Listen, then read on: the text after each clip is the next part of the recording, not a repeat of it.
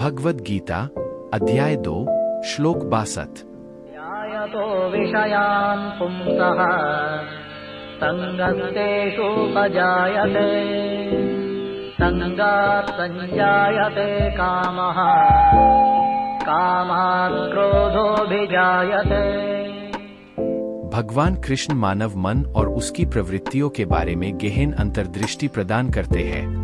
वह बताते हैं कि कैसे संवेदी वस्तुओं पर ध्यान केंद्रित करने की प्रक्रिया एक श्रृंखलाबद्ध प्रतिक्रिया को जन्म दे सकती है, आकर्षण से इच्छा तक और अंततः क्रोध में परिणत। कल्पना कीजिए कि आप काम पर हैं, अपने कार्यों पर ध्यान केंद्रित कर रहे हैं, तभी अचानक एक सहकर्मी नवीनतम स्मार्टफोन मॉडल के साथ आपके पास आता है।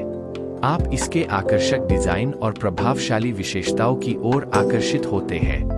यह प्रारंभिक आकर्षण जल्द ही इच्छा में बदल जाता है, क्योंकि आप स्वयं डिवाइस के मालिक होने की कल्पना करने लगते हैं।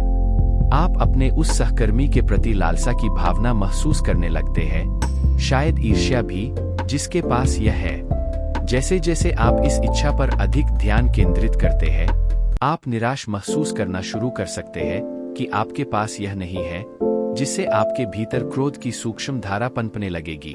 यह परिदृश्य दर्शाता है कि श्लोक में वर्णित प्रक्रिया हमारे दैनिक जीवन में कैसे घटित होती है। इंद्रिय की वस्तुएं, चाहे भौतिक संपत्ति, सामाजिक स्थिति या व्यक्तिगत उपलब्धियां, हमारे दिमाग पर एक चुंबकीय खिंचाव रखती है। जब हम उनके बारे में विचारों में डूबे रहते हैं, तो हम अनजाने में उनके प्रति अपने लगाव और इच्छा को मजबूत कर लेते हैं।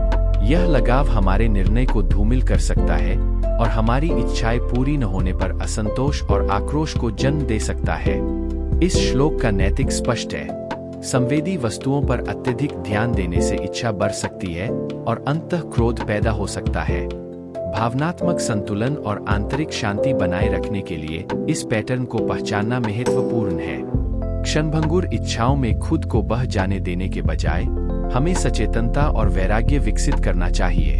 अपने विचारों और भावनाओं में उलझे बिना उनका अवलोकन करके हम इच्छा के चक्र से मुक्त हो सकते हैं और क्रोध के विनाशकारी परिणामों से बच सकते हैं। तो हम इस ज्ञान को अपने जीवन में लागू करने के लिए क्या कर सकते हैं? कार्रवाई का आह्वान आत्मजागरूकता और संयम का अभ्यास करना है। जब हम खुद को संवेदी वस्तुओं पर अत्यधिक केंद्रित होते हुए देखते हैं, तो हम रुक सकते हैं और विचार कर सकते हैं कि क्या हमारी इच्छाएं वास्तव में फायदेमंद है या केवल क्षणभंगुर ध्यान भटकाने वाली है। हमारे पास जो कुछ है, उसमें संतुष्टि विकसित करके और अपने आंतरिक विकास और आध्यात्मिक विकास पर ध्यान केंद्रित करके हम इच्छा और क्रोध की पकड़ को पार कर सकते हैं, जिससे हम अधिक संतुष्टि और सद्भाव का जीवन जी सकते हैं।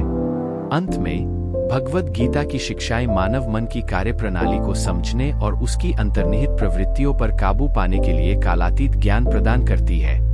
इस श्लोक पर चिंतन करके और इसकी अंतर्दृष्टि को अपने दैनिक जीवन में लागू करके हम भावनात्मक लचीलापन, आंतरिक शांति और आध्यात्मिक विकास विकसित कर सकते हैं।